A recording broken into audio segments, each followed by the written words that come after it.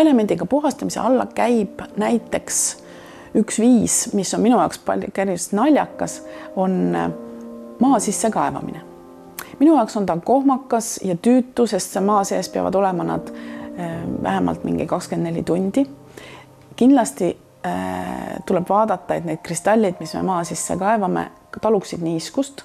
Ja selleks, kui me maa sisse kaevama, mina soovitan, kes tahab seda meetodit tõesti kasutada, no proovige, siis peaksite ära märgistama, kuhu te need kristallid olete pannud, kas pulga või mingi muul viisil.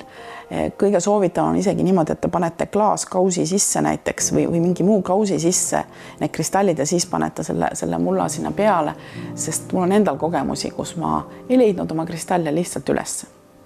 Ja pidin peaaegu pool peenart läbi kaevama.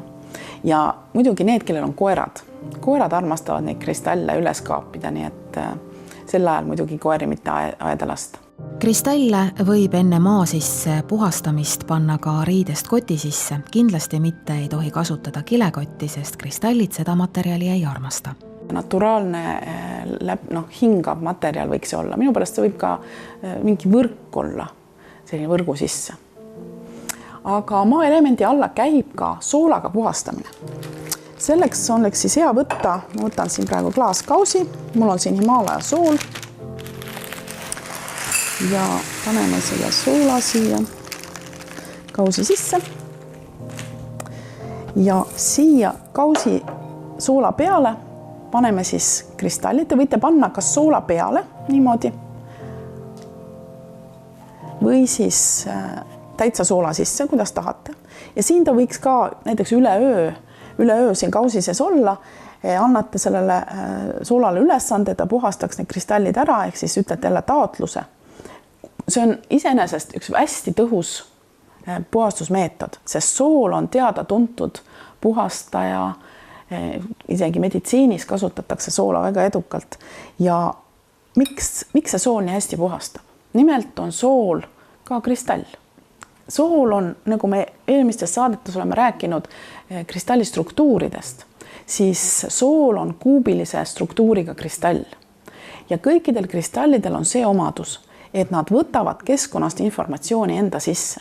See on ka üks põhjus, miks me peaksime neid regulaarselt puhastama. Nad võtavad keskkonnast infot, tunnete, mõtete, erinevat muud energiaid enda sisse ja hoiavad seda seal. Ja meil on võimeliselt seda sama informatsiooni sealt seest välja võtma. Ja nüüd, kui me kanname seda kristalli kaelas, siis siin sees on eelmiste päevade mõtted ja tunded. Ja kui me paneme selle kristalli järgmisel päeval kaela, ilma et me oleks teda puhastanud, siis me hakkame tundma ennast kas ebamugavalt või siis hakkame tundma neid samu eelmise päeva tundeid, aru saamata, miks nad meil jälle üles tulevad. Ja soolal on siis see omadus, et olles kristall, ta võtab selle kristalli seest, mis me oleme siia soola peale pannud, informatsiooni enda sisse ja salvestab selle siia. Ehk siis see info liigub kristalli seest soola sisse. Nüüd seda soola me ei tohiks kindlasti ära süüa. See sool tuleb ära visata. Sest muidu vastasel juhul me sööme selle endale raku tasandile. Selle sama informatsiooni, mis me enne oleme ära puhastanud. Ja see ei ole nagu väga mõistlik. Ehk siis sool läheb ära viskamisele ja kristallid on puhtad. Nagu ma ütlesin, see on ka kohmakas meetod, kuigi väga tõhus. Aga siin on üks selline asja juures, kõik kristallid ei talu soola.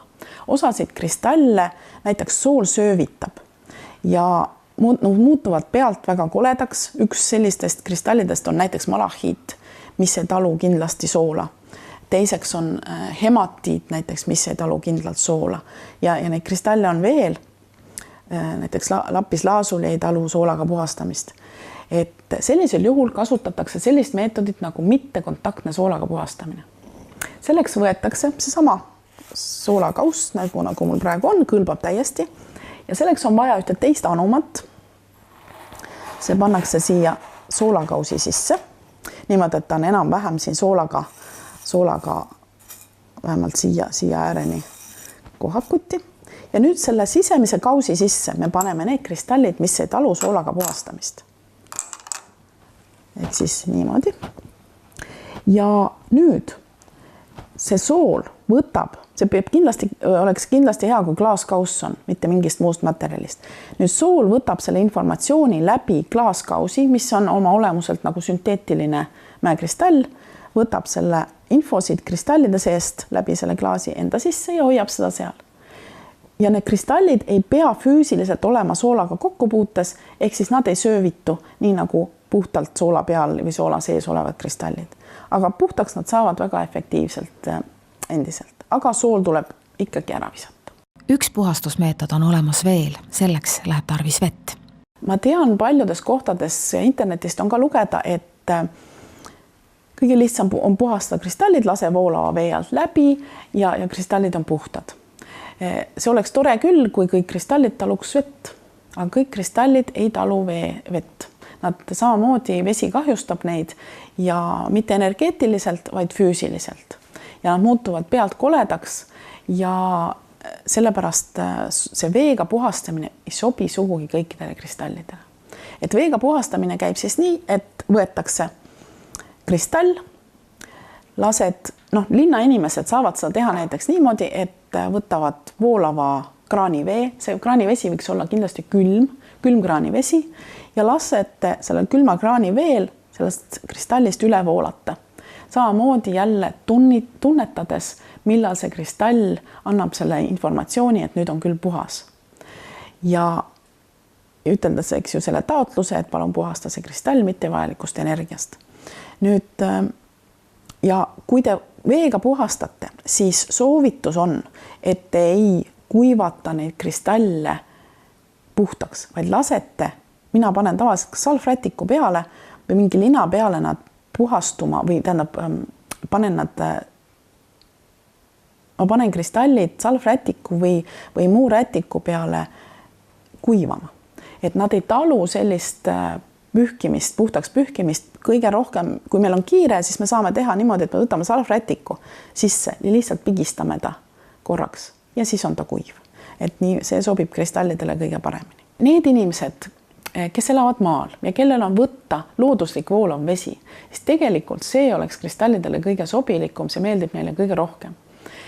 Mina soovitan, kui kasutate näiteks allika või ojavett, et pange need kristallid kuskile võrku, selleks võite kasutada kas või seda pesumasina kotti lukuga, kus pesu või sokke saab pesta, et siis ei voola need kristallid meil käest minema, sest äärmiselt ebameeldiv on mööda ojapõhja käia neid kristalle taga siis otsimas.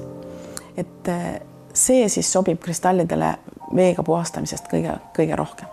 Aga näitan paari kristalli, millele ei sobi siis veega puhastamine. Üks selline kristall on, kuramus mul ei olegi seda kristalli. On. Üks selline kristall on näiteks hematiit. Hematiidile ei sobi veega puhastamine näiteks sellepärast, et hematiit sisaldab väga palju rauda ja ta hakkab lihtsalt roostetama. Teine selline kristall, mis kindlasti ei talu vett, on seleniit. Eelmises kordadel me rääkisime, et seleniit oma looduslikul kujul koosneb sellistest kiududest ja need kiud hakkavad siit vee toimel teineteise küljest lahti tulema ja teine põhjus on muidugi loomulikult see, et seleniit on üks kipsierim ja kips lahustub vees. Ja selliseid asju peate teadma kindlasti, kui te kristalle veega puhastate.